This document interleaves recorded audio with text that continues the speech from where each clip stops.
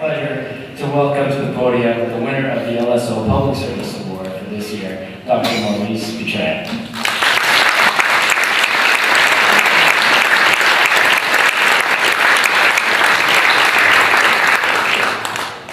Well, thanks very much, Jason, for that very kind introduction. Allow me, before I start, to recognize the new Minister of Research and Innovation, the Honorable Mr. Maurice. I'm tickled pink to welcome a fellow PhD physicist to the helm of Ontario Research and Innovation Enterprise. Welcome.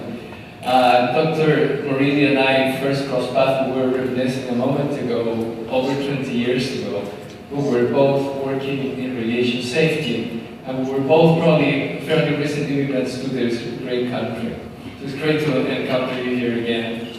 I also would like to recognize Dr. Kevin Lynch, who was Vice Chair of the Ontario Jobs and Prosperity Council, did a gentleman's work in the report of the Council, Advantage Ontario. It will not surprise you to know that Kevin was the brain of the operations of all of that effort. It's a fantastic job.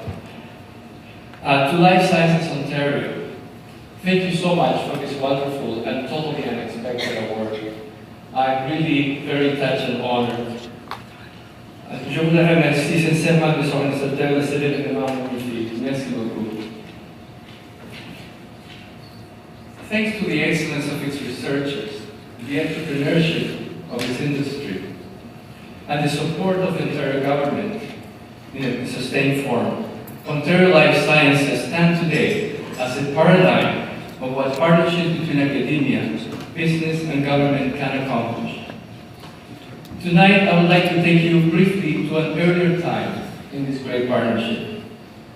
As some of you know, before there was an Ontario Research Fund or a Ministry of Research and Innovation in either its previous incarnation or even Mars, there was the Ontario Research and Development Challenge Fund and the Ministry of Energy, Science and Technology. But more importantly, there was in these institutions a group of visionaries who knew the promise that life science had held, who understood the importance of research and innovation to fulfill that promise, and who had the savoir-faire to make it happen.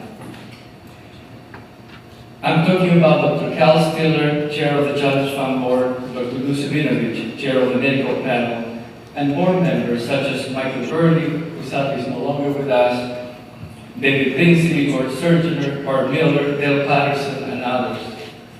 I'm talking about Ken Knox and Bruce Archibald, who were Deputy Minister and Assistant Deputy Minister of the newly minted Ministry of Energy, Science and Technology. I'm talking about Mark Posnanski, who is being recognized tonight. It was my very good fortune to have been associated with this extraordinary group as the Executive Director of the Challenge Fund, and to have contributed, along with my colleagues in the Ontario Public Service, to some of the projects that laid the foundation for Ontario's present strength in the life sciences. This was a time when collaboration between business and academia wasn't the accepted modus operandi it is today. It was a new experiment, regarded with suspicion by both sides. Most projects require a significant investment in time to build trust between the partners. I would like to share with you just 3 of the many things I learned during this time. First, a relentless focus on excellence. Science is an international sport. Local notoriety is nice, but only international competitiveness will do.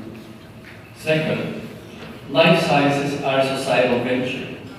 It requires close collaboration between private, academic, and public entities, not just for funding, but for the societal acceptance of new technologies. Third, public accountability. The investments of public funds require a clear demonstration of public value. This is not to say that there must be an in-year return on investment or a 3-year exit strategy, but that the case for enduring public value must be carefully substantiated and widely communicated. I think you will agree that these principles remain valid today.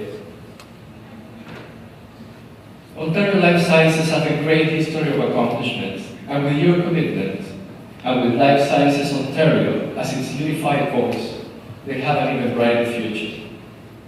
To conclude, I would like to thank my family for their love and support over the years. To my lovely wife, Gloria, with whom we will have our 30th anniversary later this year. Thank you so much. I love you. You will always be 29 to me.